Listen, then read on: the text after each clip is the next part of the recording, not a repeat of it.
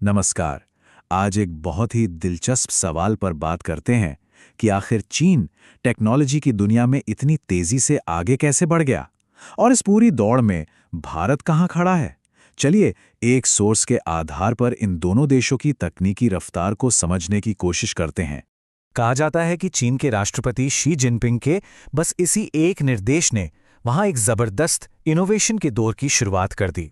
देखिए, ये सिर्फ कोई बयान नहीं था, ये एक मिशन था और मकसद साफ था, टेक्नोलॉजी में चीन को दुनिया का नंबर 1 बनाना। तो सवाल यही उठता है कि चीन इतनी जल्दी एक टेक्नोलॉजिकल लीडर बना तो बना कैसे। चलिए इसी सवाल की तह तक जाते हैं और देखते हैं कि इस जबरदस्त तरक्की के पीछे क्या कारण बताए गए हैं।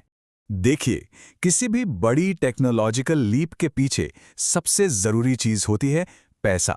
तो सबसे पहले पैसों की ही बात करते हैं और इन दोनों देशों के बजट को समझते हैं। जी हाँ, इस पूरी इनोवेशन की लहर के पीछे जो सबसे बड़ी वजह बताई गई है वो है रिसर्च एंड डेवलपमेंट, यानी R&D में किया गया बहुत बहुत बड़ा निवेश। यही वो बुनियाद है जिस पर चीन ने अपनी टेक्नोलॉजी की पूरी इमारत खड़ी की है।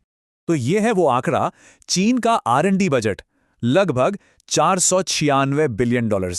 ये नंबर इतना बड़ा है कि अपने आप में ही एक पूरी कहानी कह देता है। और जब इस नंबर की तुलना भारत से करते हैं तो तस्वीर और भी ज्यादा साफ हो जाती है। एक तरफ चीन का बजट है करीब $496 बिलियन और दूसरी तरफ भारत का R&D बजट है लगभग $2.4 बिलियन। ये जो फर्क है, ये वाकई हैरान कर देने वाला है। तो सवाल यह है कि इतना बड़ा बजट, इसे इस्तेमाल कैसे किया गया? क्या इसके पीछे कोई खास स्ट्रैटेजी थी? चलिए देखते हैं। इस पूरी स्ट्रैटेजी को नाम दिया गया 5 वर्षीय मिशन।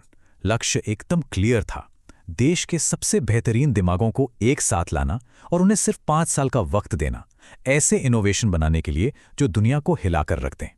तो फिर इस भारी भरकम बजट और इस जबरदस्त स्ट्रैटेजी का नतीजा क्या निकला? चलिए कुछ ठोस उदाहरणों से समझते हैं। पहला इनोवेशन है CR-450 बुलेट ट्रेन। रफ्तार 450 किलोमीटर प्रति घंटा और कमाल की बात यह है कि ये 20% कम एनर्जी इस्तेमाल करती है। इसकी तुलना में अगर भारत की वंदे भारत ट्रेन को देखें तो उसकी तय स्पीड 130 किलोमीटर प्रति घंटा है, जबकि असल में जो स्पीड हासिल हो रही है वो औसतन 85 किलोमीटर प्रति घंटा है। और सबसे दिलचस्प बात जानते हैं क्या है? इस वर्ल्ड क्लास ट्रेन को बनाने में सिर्फ 5 साल लगे। मतलब मिशन देने से लेकर प्रोटोटाइप तैयार होने तक का पूरा सफर बस 5 साल का था। दूसरा इनोवेशन तो और भी हैरान करने वाला है, कृत्रिम सूर्य। ये एक ऐसा प्रोजेक्ट है जिसने 10 करोड़ डिग्री सेल्सियस का तापमान हासिल कर लिया। सोचिए, ये अनलिमिटेड कार्बन फ्री बिजली दे सकता है। वहीं दूसरी तरफ भारत में असली सूरज से मिलने वाली सोलर एनर्जी को भी अभी हर कोने तक पहुंचाने का काम धीरे धीरे ही चल रहा है। और इस बड़े और मुश्किल प्रोजेक्ट के लिए भी टाइमलाइन वही थी। मिशन दिए जाने से लेकर प्रोजेक्ट ईस्ट के पूरा होने तक इसमें भी सिर्फ 5 साल लगे। तीसरा इनोवेशन है हाइपरसोनिक फ्लाइट।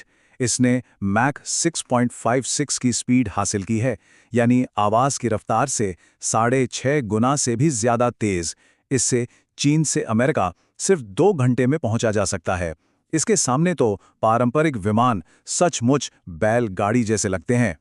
और एक बार फिर टाइमलाइन देखिए, इस एडवांस्ड मिलिट्री और सिविलियन टेक्नोलॉजी को भी कितनी तेजी से डेवलप किया गया।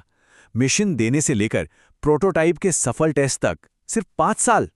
चौथा इनोवेशन है ब्रेन कंप्यूटर इंटरफेस। एक तरफ एलन मस्क का न्यूरोलिंक है जो अभी भी कमर्शियल लॉन्च की तैयारी में है, वहीं चीन का NIO इंटरफेस ये पहले ही एक मरीज में सफलतापूर्वक लगाया जा चुका है। और यहां भी वही पैटर्न फिर से दोहराया गया है। डेवलपमेंट शुरू होने से लेकर इंसान में सफल इम्प्लांट तक इस प्रोजेक्ट ने भी करीब करीब 5 साल का ही वक्त लिया। और पांचवां और आखिरी इनोवेशन ये है अयान नाम का एक ह्यूमनॉइड रोबोट। इसे सेना, फैक्ट्रियों और मुश्किल जगहों पर काम करने के लिए डिजाइन किया गया है। इसकी तुलना में भारत की रणनीति अपनी विशाल युवा आबादी की ताकत का इस्तेमाल करने पर ज्यादा केंद्रित है। दिलचस्प बात यह है कि इस ह्यूमनॉइड रोबोट को बनाने की टाइमलाइन तो और भी तेज थी। 2020 में कंपनी ने इसे बनाने का फैसला किया और 2023 तक यानी सिर्फ 3 साल में अयान ह्यूमनॉइड बनकर तैयार भी हो गया। तब आते हैं इस पूरे विश्लेषण के आखिरी हिस्से पे, जहां सोर्स कुछ बहुत ही जरूरी और सोचने पर मजबूर करने वाले सवाल खड़े करता है। सोर्स का ये एक सीधा और बहुत ही पावरफुल कोट है जो एक तरह की अर्जेंसी, एक तात्कालिकता की भावना को दिखाता है। ये एक तरह की चेतावनी है जिस पर ध्यान देने की जरूरत बताई गई है। और आखिर में सोर्स, ये एक बड़ा सवाल छोड़ जाता है।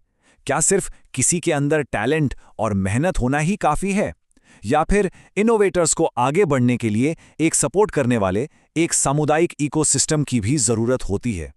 ये एक ऐसा सवाल है जो सच में सोचने पर मजबूर करता है।